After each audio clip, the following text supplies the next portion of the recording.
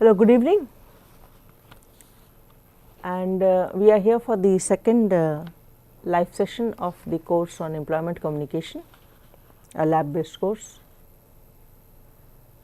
So, let us begin with the questions on assignment 6. What I see is that there are basically issues with the two questions, and that is question number 13 and 14. So, for the benefit of the larger public who may not be on the discussion forum, but who might have been or might not have been thinking along the same lines as the thread in the discussion forum forwarded me by the TA of the course. So, let us have question 13 first in line. Structured interview is also called A. Non-directive interview, B. Directive interview, C. Both A and B, D. None of the above, and the solution provided was A. And then let us read also the comments made by the students in the discussion forum. The first person writes correct answer of question number 13 should be B, and then he cites the source from Wikipedia. And there are two more people who agree that it should be B only, which is option B is directive interview.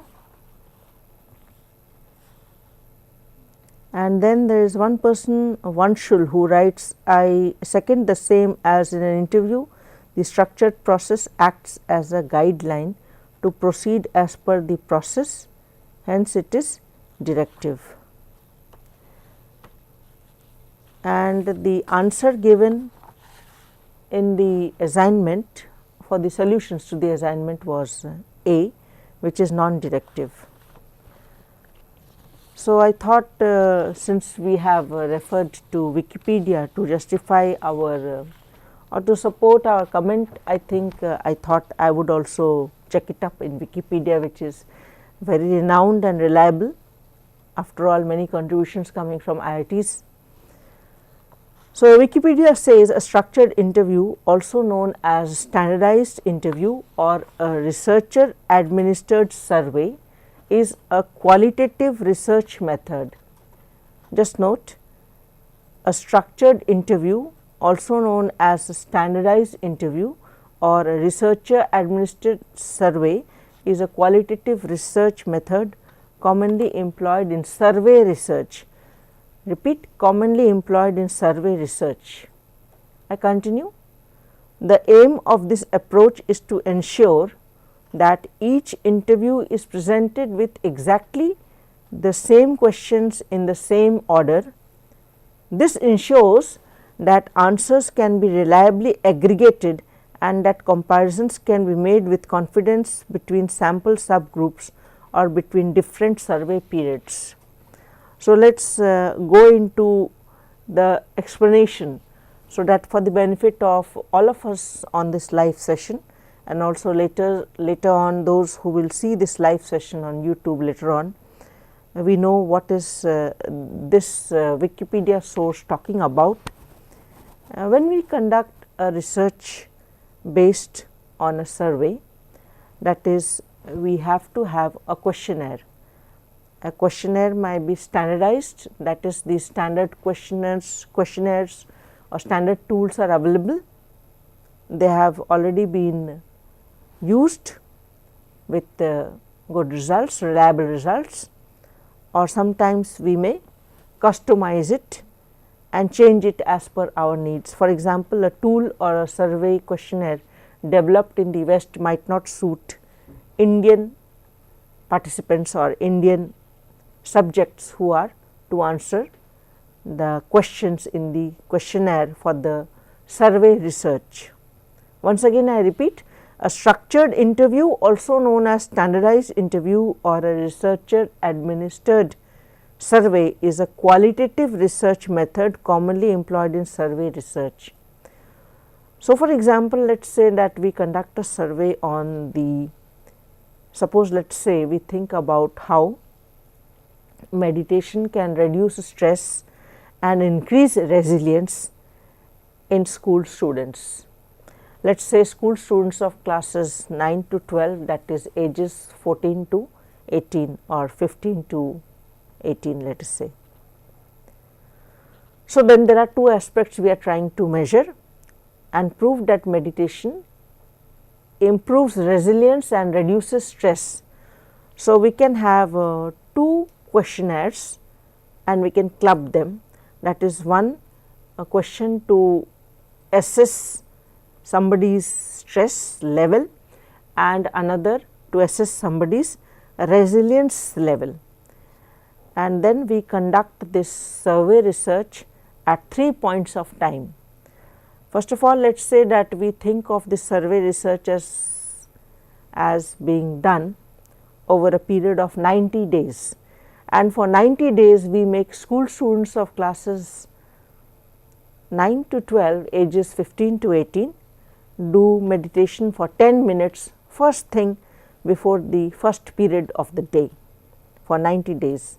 So, we can administer this structured interview in which we have questions on measuring stress level and measuring resilience level of the students, school students. We can administer this questionnaire or standardized interview or a researcher administered survey to the students on day 0, day 45, day 46 and day 91.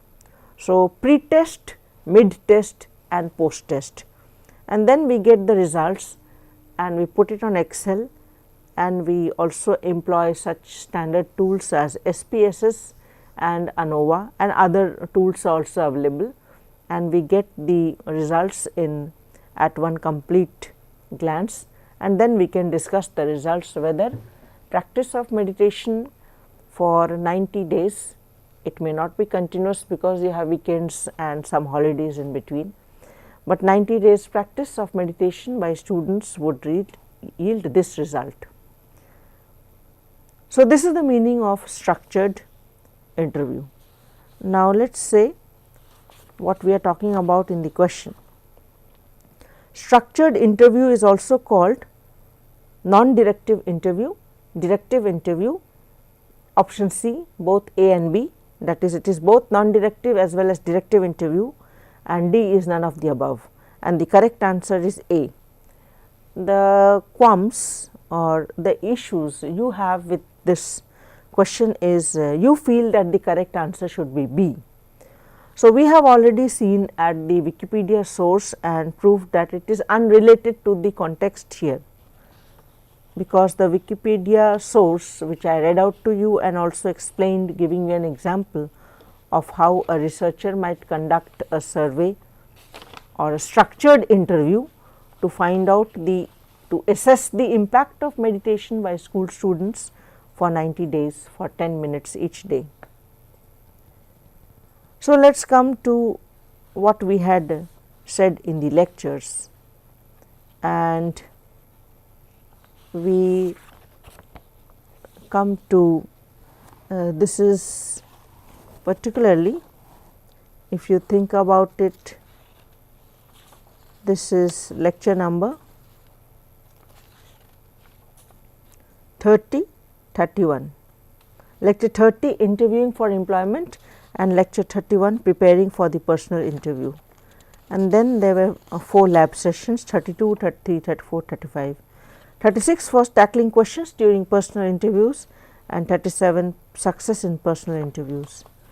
So, I believe of course, you must have also seen these lectures carefully, and I believe also that you must have read the transcripts, and I also firmly believe that you must have read the PowerPoint slides and the notes on the slides. So, let us come to the other use of structured interview, and in the sense of the way I talked about it in my video lectures, and this is a normal Google search you do. You do not have to go to Wikipedia for this, but you do a normal Google search structured interview, 2 words, and it says the first entry is when all questions are prepared in advance by the board, by the interviewing board members. This is in contrast to an unstructured interview, that is non-directive, in which there is no specific set of predetermined questions and the interviewer is able to change the questions at any time and ask follow-up questions to the interviewee's responses. In other words, in a structured interview, the interviewers will have already prepared the questions in small notes or stick notes like this, or maybe smaller like this, and they will have it with them and they will stick to that, because it is supposed to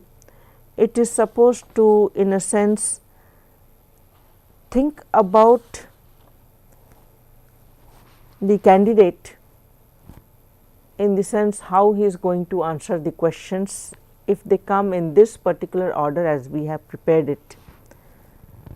And on the other hand, you have the unstructured interview, which is what we mean by non-directive interview, in which there is no specific set of predetermined questions and the interviewer is able to change the questions at any time and ask follow-up questions to the interviewee's responses.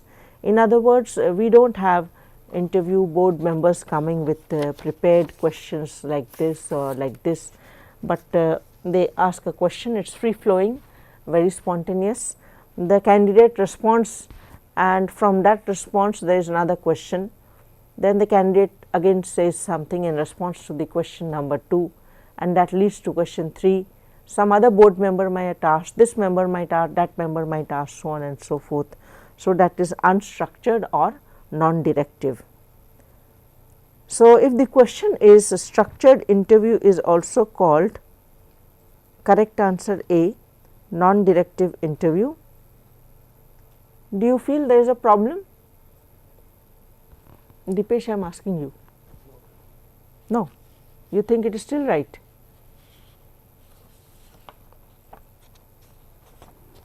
Okay, you can read this. You have the question with you, no? So, by in other words, we are saying that structured interview is directive interview, and non-directive interview is unstructured interview. So, in a directive interview, all questions are prepared in advance. So, the correct answer is, now tell me Dipesh, B. Okay, so the point is well taken, and there are some students who also say that they want some marks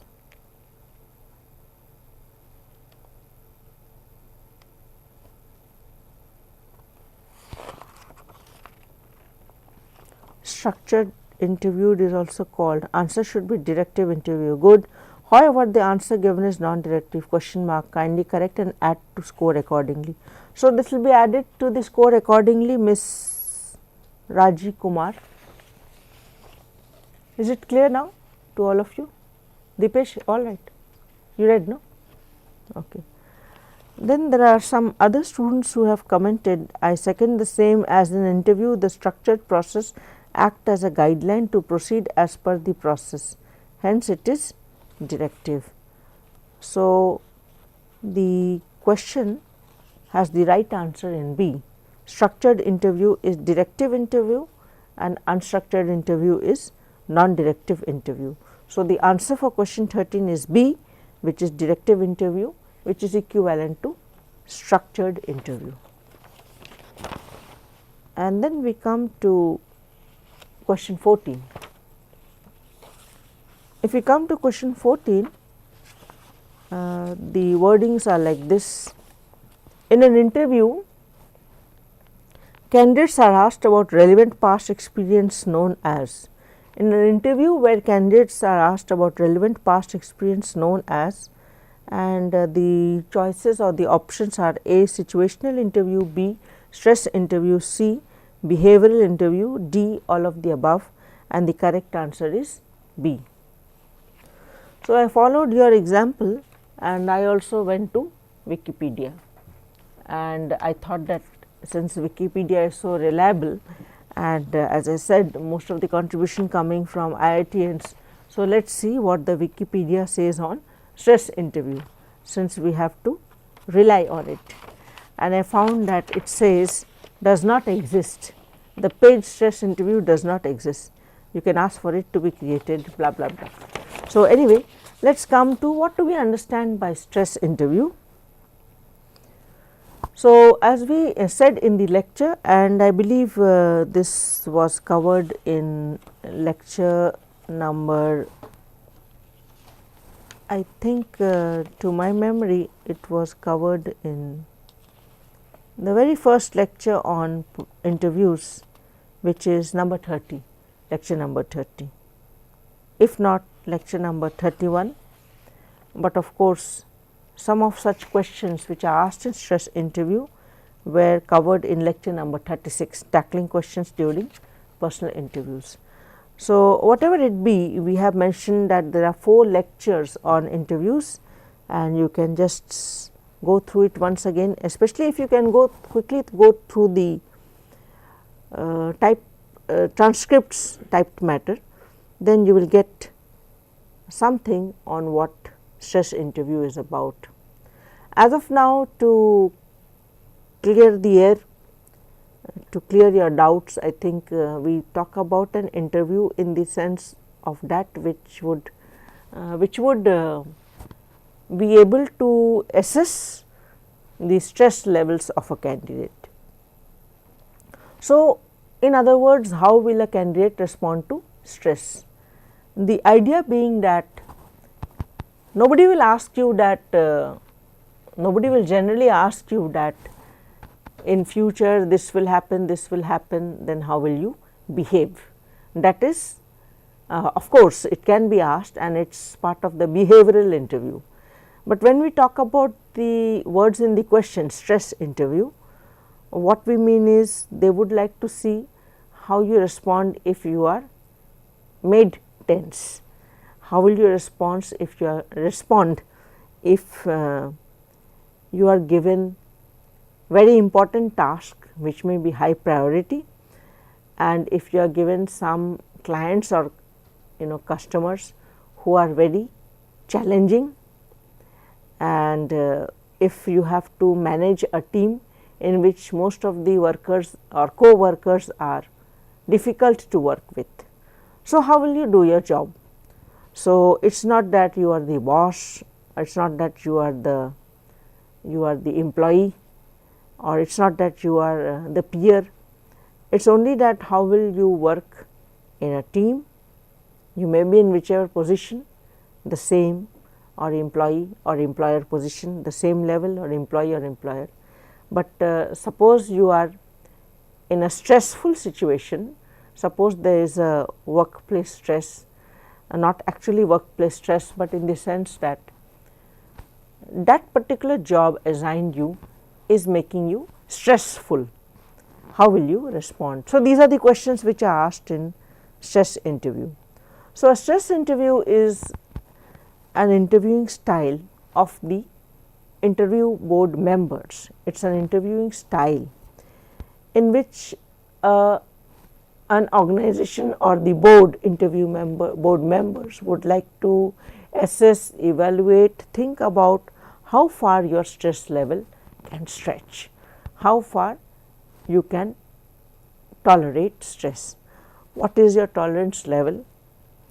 And apart from tolerance, I would mention that in today's world they are also trying to measure your resilience, how quickly will you bounce back. It is not always possible that we are all ready made and we are all always prepared mentally, or in other senses, to face the stress and come out of it bouncing and joyful and happy and laughing and smiling. Sometimes we might buckle under pressure, and that is the way it should be. Sometimes we should buckle, and sometimes we are bound to buckle, because that is the way we are made up. Nobody is Superman or Spider-Man right from birth. But the point is, how quickly will you bounce back into action, into normal or your normal behavior or situation once again. So, let us come back to the question, question 14. In an interview, candidates are asked about relevant past experience. So, here is an interview in which you already have some experience, you are not a fresher. If you are a fresher, you are just out of college and you might have some work ex only in terms of internship during summer vacation, winter vacation, 2 months, 1 month, 2 months, 1 month, max 3 months in a year. You have a 5-year engineering course, you have a 4-year engineering course, so 3 4s are 12. So, maybe with breaks 12 months you have done, but that is not as such an experience. When we come to the words of the question, in an interview candidates are asked about relevant, that is that which is bound to connect with the new workplace where you are attempting to join as an employee. In an interview, candidates are asked about relevant past experience. This kind of interviews are known as, you have the answer options, situational, stress, behavioral, and all of the above, and the correct answer is B, and the correct answer is B. There is no two things to be said about it, because your relevant past experience will tell the present board members what and how much of stress you can tolerate or absorb, isn't it? So, if we come to the definition which we find, a stress interview is an interviewing style that companies use to gauge a candidate's responses to stress. So, the question will not the question might be will not be direct, but it might be like this: can you cite or can you give some example from your past, of course relevant past experience, can you give some example or some instance or some episode from the past where you were able to tide over a stressful situation. So, if we come again to the question, relevant past experience is a situation where how you respond to the stress is assessed. I hope it is clear to you now. If you are still not clear, you can raise the question once again in the forum and we will give you a detailed reply. Once again, I would like to make things clear according to the words of the question. In an interview where candidates are asked about relevant past experience, your relevant past experience would reveal your stress absorbency to the prospective employer.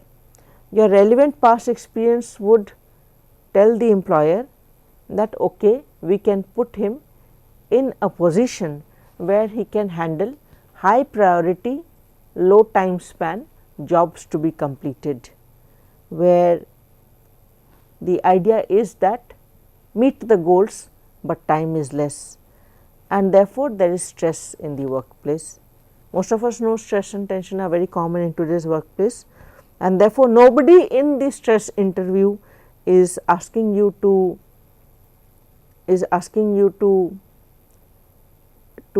explicitly say how you would be in the future. The idea is relevant past experience. If it is questioned on, can you cite an instance where you could face a stressful situation or where you tackled it properly? In this sense, the questions will be coming and the answers you provide, the instances you cite, the situation you speak about, the behavior you describe in tackling that situation will tell them about your stress absorbency levels. So, the correct answer is B and remains B. So, if there are some comments on this question, as I see in the discussion forum, Somebody writes the correct answer for question 14 cannot be stress interview. Giving a past relevant example cannot be stressful. Yeah, that is agreed. If you are describing an event which is the past tense, why should it be stressful? You are already over with it. At that point of time it was stressful. Even in video lecture it was mentioned that stress interview is when a person gets questioned back to back. That is not the way we put it. The idea, or what I remember, what I said exactly in the video lecture is that at certain stress interviews, at certain point of time, they give you a question, you may not have completed elaborating. Person number 2 asks another question. That can also create stress at that very point of time. That is what I meant, but I did not mean that when a person gets questioned back to back. I said questions come in such a quick succession that before the candidate finishes answering to his or her satisfaction, the next question is ready. Okay, so that is done, and then we can come to the other doubts and queries which we have with us. Navlesh Kumar, a student named Navlesh Kumar says, please provide the list of all video links which demonstrates about body language, that is lecture 16, listening skills lecture 13 and 14, CV writing lecture 19 and 20, apart from the fact that 20 and 23 are lab sessions on CV writing, cover letter writing, that is lecture number 20, 21, and GD. GD was taught in lectures 24, 25, and the lab sessions were 26, 27, 28 and 29. So, I just have to tell you one thing, Navlesh, that I believe if you were careful enough, you would have observed that the PPT slide contains the source. If the video has not been deleted by YouTube for copyright issues, despite that on the slide the source of each and every video which I have used in the lectures had been copy pasted. And even if you had not seen the PPT slides properly, in the transcripts you would have gone through it. So, that is done. Just read the PPT and the video lectures, the transcripts of the video lectures once again, Navlesh. Number 2, how can we effectively utilize the concept of listening skill and body language in our day to day life? The first is about listening skill, and as I have said in the lecture also, listening is the mother of all speaking. It involves patience, it involves empathy. If we talk about patience and empathy, these two qualities very much required and very much the marks of successful people. So, if you practice what is theoretically given to you, if you concertedly practice what is given in the theory, if you are clear with your fundamentals on how to improve listening skills, if you want to be an empathetic listener, if you do not want to indulge in non-listening behaviors, and if you want to be an active listener, these are such terms I have used in my lectures, then you will see that in your day to day life you are a better person, in the sense you are more successful. You listen, then you are well prepared how to answer. It is not like what some of the people are doing in WhatsApp and other social media. There is one person who is slow on this tech stuff and one person who is very fast on tech stuff.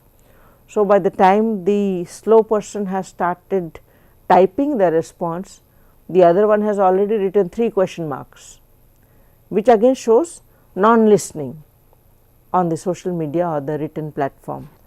What I mean is that if you wish to employ the concept of listening skill, then your own experience. Now, I am not trying to postpone it, and I am not throwing the whole burden on you, that your experience will tell you how listening skill has helped you in your day to day life. But of course, that is what is to be said in one part of the answer to you, Navlesh, that your experience is your best teacher. Number 3, will you provide a short internship on this course for the topper of this course? Yes, as per the rules of NPTEL, if you fulfill the criteria of the NPTEL, the topper of the course can apply for a short internship in this course. Then Navlesh has another question which is on number 13 in assignment 6, and the answer is already clarified. Again I will say that what is mentioned in Wikipedia is in a different context. So, do not confuse it that because of that what is written in Wikipedia and therefore, the assignment question is wrong, but the way I have already explained to you in the first part of this second live session on the course Employment Communication Lab discourse, that is what I want you to rewind and go through. In that sense of the term, yes, if you think about it, then the correct answer to question number 13 is B. Directive interview is number B, second option among the 4 given. So, then let us come to some more questions which have come.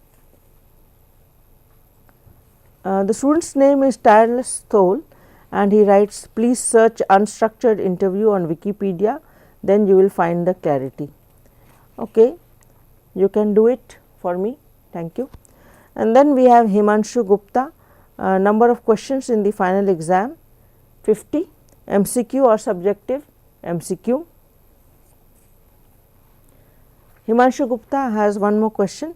If possible, question number 13 could not be taken into evaluation. We will see what are the rules. As I said, the human error is always possible, but what to do about it and what not to do about it, I think we will not take this suggestion from you. We will do as per the rules of NPTEL, and at our own level, at the level of the faculty members, we will solve it.